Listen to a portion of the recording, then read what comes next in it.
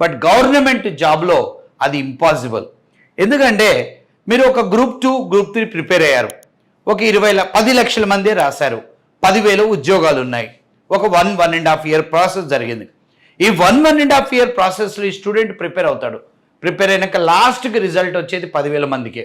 అంటే 9,90,000 మంది మళ్ళీ వాళ్ళు నెక్స్ట్ నోటిఫికేషన్ కోసం వెయిట్ చేయాల్సి వస్తుంది.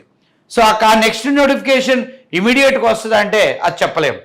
ఖచ్చితంగా మనం గమనించినట్టయితే లాస్ట్ 14 సంవత్సరాలు అంటే 2010 నుంచి మనకి ఎన్ని గ్రూప్ 1 నోటిఫికేషన్స్ 2 రాష్ట్రాల్లో పడ్డాయి, ఎన్ని గ్రూప్ 2 ఎన్ని గ్రూప్ 4 నోటిఫికేషన్స్ పడ్డాయి, ఎన్నిసార్లు ఎస్ఐ రిక్రూట్మెంట్లు అయింది, ఎన్నిసార్లు కానిస్టేబుల్ రిక్రూట్మెంట్ అంటే మీకు కొన్ని వేల ఉద్యోగాలే కనపడతాయి. బట్ కొన్ని లక్షలు ఈ 15 ఏళ్లలో కొన్ని లక్షల మంది అప్లై చేసుకున్నారు. ఒకసారి మీరు ఫెయిల్ అయితే నెక్స్ట్ నోటిఫికేషన్ కోసం మీరు ఖచ్చితంగా 2-3 సంవత్సరాలు వెయిట్ చేయాలి. బట్ ఆ విధంగా అవటం అనేది ఎంతవరకు సాధ్యమవుతుంది? అదే ఆశతోనే ఇక్కడ స్టూడెంట్స్, నేను గమనించిన స్టూడెంట్స్ 5 ఇయర్స్ 10 ఇయర్స్ వాళ్ళు రాస్తూనే ఉన్నారు.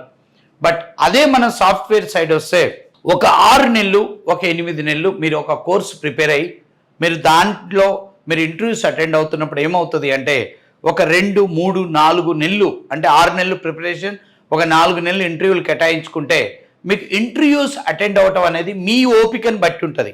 అంటే మీరు అప్లై చేసుకుంటారు నౌకరీ ద్వారా, డిఫరెంట్ కంపెనీస్ నుంచి మీకు కాల్స్ వస్తాయి, మీరు డ్రైవ్స్కి వెళ్తారు ఇన్స్టిట్యూట్స్ ద్వారా సొంతంగా. ఆ విధంగా ఓపిక్గా ప్రిపేర్ అయితే 6 నెలలు కోచింగ్ తీసుకుంటే మ్యాక్స్ 6 నెలల్లో ఏ స్టూడెంట్కైనా జాబ్ వస్తుంది.